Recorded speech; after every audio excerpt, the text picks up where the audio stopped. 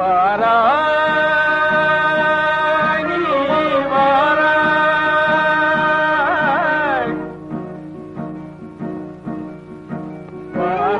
வாராய் நீ வாராய்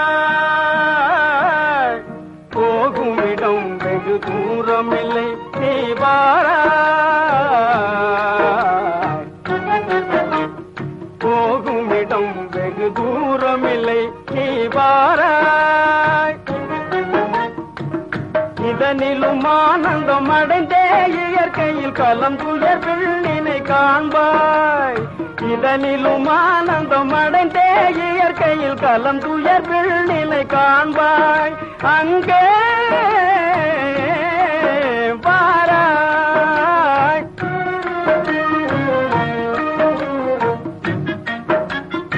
அமைதி நிலவுதே சாந்தம் தாழுதே அமைதி நிலவுதே சாந்தம் தாழுதே அழிவில்லா போன நிலை கூடுதே முடிவில்லா மோன நிலையினே முடிவில்லா மோன நிலையினே மலை முடியில் காணுவாய் வாராய் வாராய்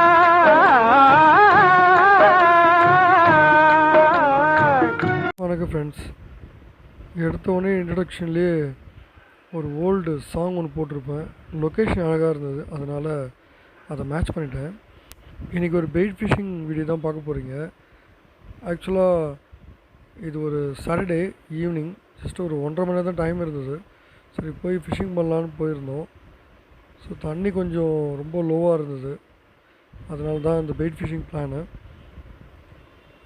ஸோ முடிஞ்ச அளவுக்கு மீன் கொஞ்சம் கொஞ்சமாக பிடிச்சிருப்போம். அது நீங்கள் வரப்போகிற வீடியோவில் பார்ப்பீங்க. ஃபிஷிங் பண்ணுற இடத்துல ஒரு சில நேரத்தில் இந்த விஷயத்தை நான் ரெகுலராக பார்க்குறேன்.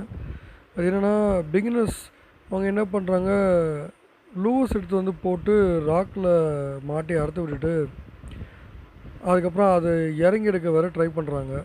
அது போய் கேட்கும் போது தான் தெரியுது, ஆக்சுவலாக அவங்க அது காஸ்ட்லியாக இருக்குது, அது எடுக்கணும்னு சொல்லி அது இறங்கி இது மாதிரி ரிஸ்க்லாம் எடுக்கிறாங்க. ஸோ பிகினர்ஸ்க்கு என்ன சொல்கிறேன்னா, ராக் சைடில் ரொம்ப ரொம்ப ரிஸ்க்கு. வழுக்கி விட்டதுன்னா உள்ளே போய் காலெலாம் மாட்டிக்கும். ஒரு லூவருக்காக போய் அதெல்லாம் பண்ணாதீங்க. பிகினர்ஸாக இருந்தீங்கன்னா யூடியூபர்ஸை காண்டாக்ட் பண்ணி அவங்ககிட்ட நீங்கள் ஃபிஷிங் பற்றி அவங்ககிட்ட ஹெல்ப் கேட்கலாம். எப்படி ஃபிஷிங் பண்ணுறீங்கன்னு ஹெல்ப் கேட்கலாம்.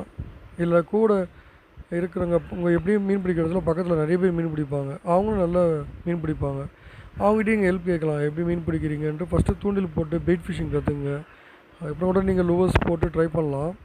நான் நிறைய இந்த மாதிரி இன்சிடென்ட்ஸ் நாங்கள் பார்க்குறோம், வழுக்கி விழுந்து அடிபடுறதுலாம் பார்க்குறோம். நானே ஒரு சிலதை பார்த்துருக்கேன், தூக்கி விட்டுருக்கேன். ஸோ அந்த மாதிரி பண்ணாதீங்க, அதுக்காக தான் நான் சொல்ல வரேன். ஸோ தயக்கப்படாமல் பக்கத்தில் இருக்கிறவங்ககிட்ட கேட்டிங்கன்னா அவங்க ஹெல்ப் பண்ணுவாங்க. அதே போல் சில யூடியூப் சேனல்ஸை காண்டாக்ட் பண்ணி அவங்க கூட ஃபிஷிங் போக பழகுங்க. ஏன்னா 6 days ஒர்க் பண்ணுறீங்க, 1 day ஃபிஷிங் வரீங்க. அந்த நேரத்தில் இந்த மாதிரி லூஸு அறுத்து விட்டு இல்லை நீங்கள் எங்கேயாவது அடிபட்டு ஒரு ப்ராப்ளம் ஆகிட போகுது. அதுக்காக தான் ஜஸ்ட் ஒரு என்னோடய சஜஷன் இது. இப்போ மேற்கொண்டு நம்ம வீடியோ பார்க்கலாம்.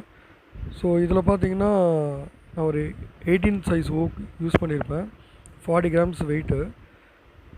வழக்கம் போல் ஒயிட் ப்ரான் தான். என்னென்ன மீன்கள் மாட்டிருக்குன்னு நீங்கள் வீடியோக்குள்ளே பார்க்கலாம். இந்த கல்லுக்கிட்ட போடும்போது மட்டும் கொஞ்சம் கேர்ஃபுல்லாக போடணும். நிறைய வாட்டி மாட்டி அறுத்துக்கும். கொஞ்சம் கல்லுக்கு பக்கத்துலேயே போடாமல் கொஞ்சம் தள்ளி போடுங்க. அதாவது கல்லுலேருந்து ஒரு 5 to 6 அடி தூரமாக போட்டிங்கன்னா ஓரளவுக்கு உள்ளே மாட்டாது. ஸோ மீன்கள் டார்கெட் பண்ணி பிடிச்சிட்டிங்கன்னா நீங்கள் இமீடியட்டாக ரிட்ரைவ் பண்ணி மேலே தூக்கிடலாம். ஸோ இதுதான் அந்த ராக்கெட் இருக்கிற ஒரு விஷயம். ஃபஸ்ட்டு மீனே பார்த்தீங்கன்னா ஒரு ஊடா மீன், அதுவும் ஃபவுல் ஹூக்கில் மாட்டிக்கிச்சு. ஸோ நல்ல டீசன்ட் சைஸ் தான். ஊடா மீனை பொறுத்த வரைக்கும் நீங்கள் யாராவது முடிஞ்சளவுக்கு சின்னதாக வைக்கணும், அப்போ ஈஸியாக மாட்டிக்கும். அதே போல் ஊடாம் பிடிக்கிறதுக்கு பார்த்திங்கன்னா கடல் பூச்சி, ஆற்றுப்பூச்சி, அதான் பிளட் வார்ம், அதை நீங்கள் போட்டிங்கன்னா நல்லா பிடிக்கலாம். அதே போல் பார்த்திங்கன்னா கிழங்கா அதில் நிறைய மாட்டோம் அந்த பிளட் வார்ம்ஸில். என்னோடய வீடியோ உள்ளே போனீங்கன்னா நிறைய பெயிட் ஃபிஷிங் நான் போட்டிருப்பேன். அதை பார்த்து கூட நீங்கள் பிடிக்கலாம். இப்போ பார்த்தீங்கன்னா ஒரு நண்டு ஒன்று மாட்டுச்சு. ஸோ என்னென்ன ஸ்பீஷஸ் கடலுக்குள்ளே இருக்குன்னு நமக்கு தெரியவே தெரியாது. அது நம்ம தூக்கும் போது தான் தெரியும் இந்த மாதிரி விஷயங்கள்லாம் மாட்டிகிட்டு வரும் நம்மளுக்கு. ஸோ நெக்ஸ்ட் வந்து பார்த்திங்கன்னா ஒரு வெள்ளை மட்டி சின்னது மாட்டியிருக்கோம். அதுக்கப்புறம் பார்த்திங்கன்னா ஒரு சின்ன பாறை, குரலி இதெல்லாம் மாட்டியிருக்கோம். பிகினர்ஸ் நீங்கள் வந்து இந்த மாதிரி டைரெக்டாக வெயிட் கட்டி உள்ளே போட்டு நீங்கள் பெயிட் ஃபிஷிங் பிடிக்கிறது பதிலாக ஃப்ளோட்டர் யூஸ் பண்ணி நீங்கள் பிடிக்கலாம்.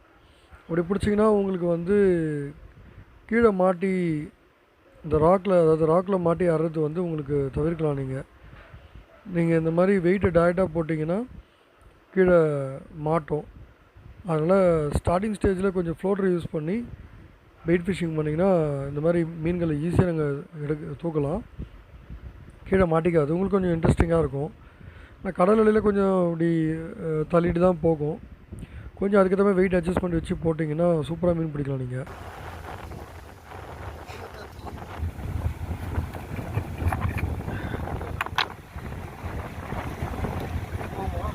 போங்க எடுக்கலாம். நான் எடுக்கிட்டாரு எப்படி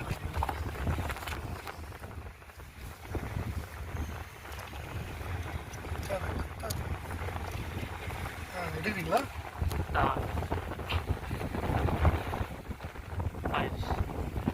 மஞ்சள் பறவை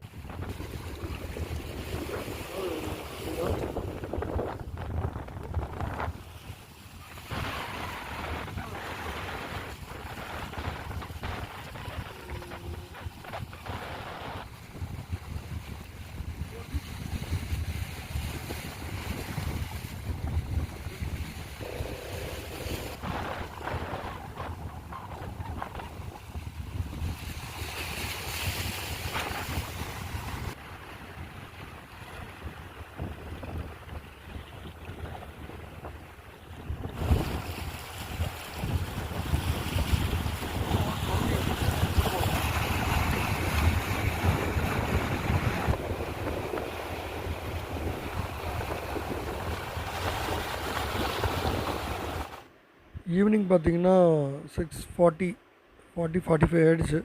ஸோ அந்த லேட் ஈவினிங்கில் ஃபைனலாக ஒரு குரலி ஒரு டீசன்ட் சைஸு, அதுக்கப்புறம் சின்னது ஒன்று மாட்டுச்சு.